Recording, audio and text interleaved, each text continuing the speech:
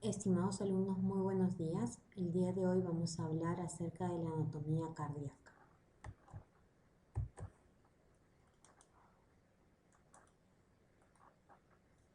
Sabemos que el corazón se encuentra ubicado en la cavidad torácica, en el mediastino medio inferior. El corazón es esa bomba aspirante e impelente que muchos autores refieren. Aspira porque trae la sangre hacia él e impele porque la expulsa de él hacia todo el sistema o a toda la economía corporal. El corazón tiene una dirección de arriba a abajo, de atrás hacia adelante y de derecha hacia izquierda. Tiene la forma de un prisma triangular cuya base está en la parte superior y cuyo vértice está en la parte inferior. Está cubierto por una membrana, denominada el pericardio. El pericardio también tiene la forma de un prisma triangular, pero invertido, cuya base es inferior y cuyo vértice es superior, porque lo envuelve a él y a los grandes vasos. El pericardio está sostenido por ligamentos, ligamento externo pericárdico superior e inferior, ligamento freno pericárdicos lateral derecho e izquierdo, ligamentos vértebro-pericárdicos que vienen de las vértebras hacia el pericardio, ¿no? Es lo que se detalla a lo largo de su estudio. Sabemos que este corazón va a tener 4 cavidades, 2 superiores, que son las aurículas, 2 inferiores, que son los ventrículos. Y en él vamos a hablar de una circulación mayor y una circulación menor. La circulación mayor inicia en el ventrículo izquierdo, de donde emerge la arteria aorta, y esta a su vez da ramas para irrigar a toda la economía corporal. Luego de dar el oxígeno a toda la economía corporal, regresa, por intermedio de 2 grandes venas, la vena cava inferior y la vena cava superior. Ambas drenan a nivel de la aurícula derecha. A ello se le denomina la circulación mayor. La circulación menor parte del ventrículo derecho, de donde emerge la arteria pulmonar, que está llevando sangre poco oxigenada, hacia los pulmones, donde va a haber el proceso de hematosis, el intercambio gaseoso, y luego regresa esa sangre ya oxigenada hacia la aurícula izquierda por intermedio de las 4 venas pulmonares. Entonces, así hablamos de una circulación menor. Ambas son importantes porque cada una de ellas contribuye a una parte del sistema. El corazón, esta bomba, va a tener 3 bordes. Un borde derecho, que separa la cara anterior o external de la cara posterior inferior o diafragmática. Y 2 bordes izquierdos. Un borde izquierdo o anterior que separa la cara anterior o external de la cara izquierda pulmonar, y un borde izquierdo posterior que separa la cara izquierda de la cara posterior inferior. Y así podemos delimitar las 3 caras, una cara anterior o external, una cara izquierda o pulmonar y una cara posterior inferior o diafragmática. Aquí podemos apreciar esta cara posterior inferior o diafragmática, pues es la que descansa sobre la cara superior del diafragma. Las cavidades que están en la parte superior son las denominadas aurículas, y estas aurículas tienen unos anexos que se denominan las orejuelas. La aurícula derecha tiene su anexo la orejuela derecha, la aurícula izquierda la orejuela izquierda. Las aurículas tienen la forma de un cubo, quiere decir que van a tener 6 caras, una cara superior, inferior, interna o septal, lateral, anterior y posterior. Las paredes de las aurículas están constituidas por unas estructuras denominadas como músculos pectíneos para la escuela francesa. Para la escuela americana, columnas de tercer orden, se denominan así. En el caso de la aurícula derecha, hay una zona donde no evidenciamos estos músculos pectíneos. Es un camino de unión entre la llegada de la vena cava superior con la llegada de la vena cava inferior. A esta estructura le decimos cresta terminalis. A la aurícula derecha llega la vena cava superior y llega la vena cava inferior, pero la vena cava inferior presenta una válvula la válvula de Eustaquio. A su vez, por dentro llega el seno venoso coronario, que es la vena del corazón, con su válvula de Tevesi. Las paredes internas o mediales o septales de ambas aurículas se unen formando un tabique, el tabique interauricular. En estadio fetal, este tabique tiene una fosa, lo que se denomina el agujero de Bottal, que luego se cierra al momento del nacimiento y comienza a llamarse o cambia de nombre a fosa oval. Esta estructura alrededor de la fosa oval es lo que algunos autores denominan como el anillo de Biusen. Por debajo de él y a nivel del tabique interauricular encontramos una estructura denominada el tendón de Todaro. Y a su vez a ese nivel se delimita un triángulo denominado el triángulo de Koch. ¿Cuáles son los límites? El tendón de Todaro, la valva septal de la válvula tricúspide y la llegada del seno venoso coronario con su válvula de Tevesi. Este triángulo es conocido como triángulo de Koch y su importancia radica porque a ese nivel encontramos lo que es el nódulo auriculoventricular o nódulo de Ashov-Tawar. En la aurícula izquierda también está conformada por músculos pectíneos, pero en menor cantidad, y a ese nivel van a llegar las 4 venas pulmonares, trayendo ya sangre oxigenada. En el tabique interauricular encontramos un repliegue, que no es otra cosa que la otra cara de la fosa oval, lo que se denomina para muchos autores como repliegue semilunar. Los ventrículos. Los ventrículos son estructuras en forma de prisma, en el caso del ventrículo derecho, prisma triangular, por lo cual tiene la base superior y el vértice inferior. Tiene 3 paredes, una pared anterior, una pared posterior y una pared interna o septal, que cuando se une con el ventrículo izquierdo forma el tabique interventricular. Las paredes de los ventrículos están formadas por columnas carnosas de primer orden, cuyas características son que un extremo está adherido a la pared del ventrículo y el otro extremo es libre. Y en esa libertad le continúan las estructuras denominadas las cuerdas tendinosas, que llegan a los bordes libres de las valvas, de las válvulas auriculoventriculares. Si estamos en el lado derecho, de la válvula auriculoventricular, que vendría a ser la tricúspide, ¿no? A estas columnas carnosas de primer orden le dicen los pilares del corazón. El corazón va a tener un pilar anterior, un pilar posterior y los pilares septales, que para algunos autores tenemos el Luschka y el Ancisi respectivamente, que están en la pared septal. También los ventrículos van a tener unas estructuras que se denominan las columnas carnosas de segundo orden.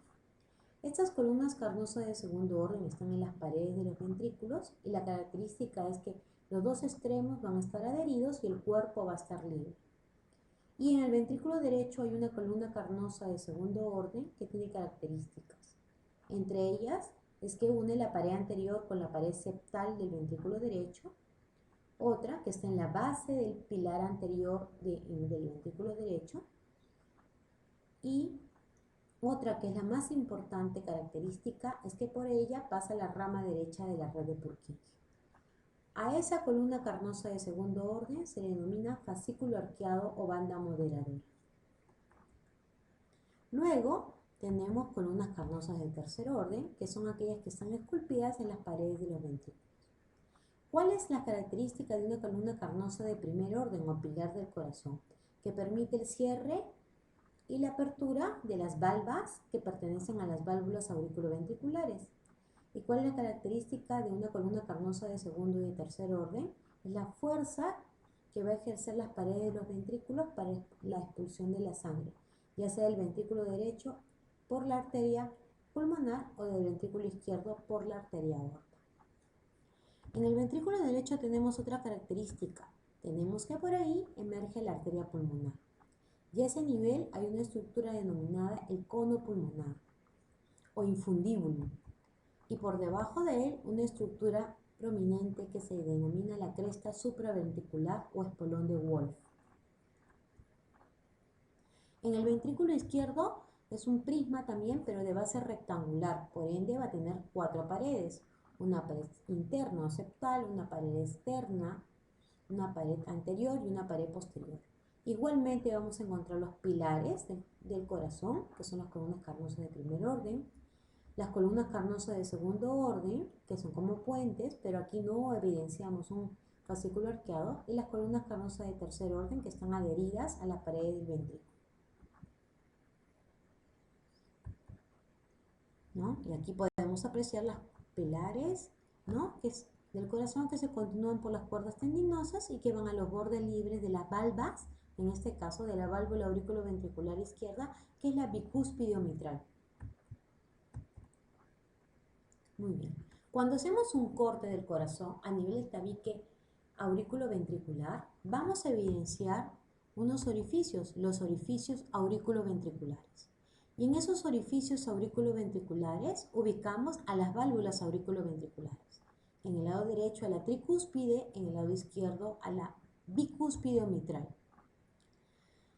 La válvula tricúspide va a poseer 3 valvas, una valva anterior, una valva posterior y una valva septal.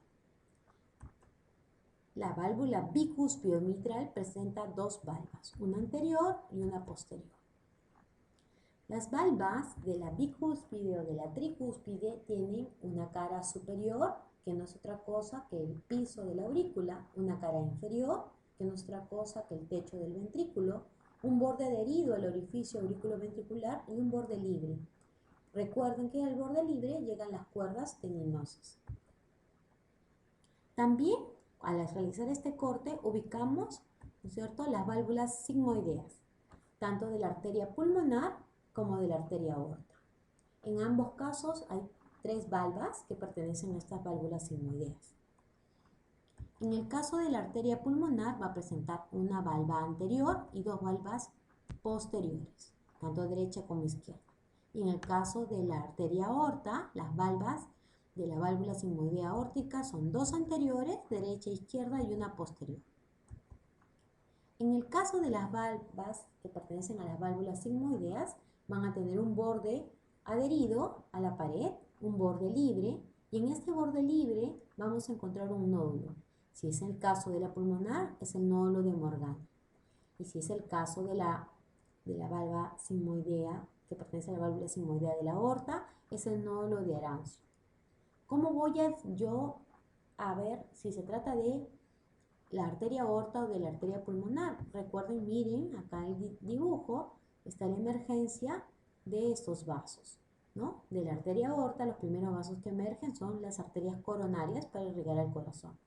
Muy en lo contrario de la arteria pulmonar, no encontramos ninguna emergencia de ningún vaso, ya que la pulmonar asciende y luego se divide en 2 para ir a cada pulmón, respectivamente.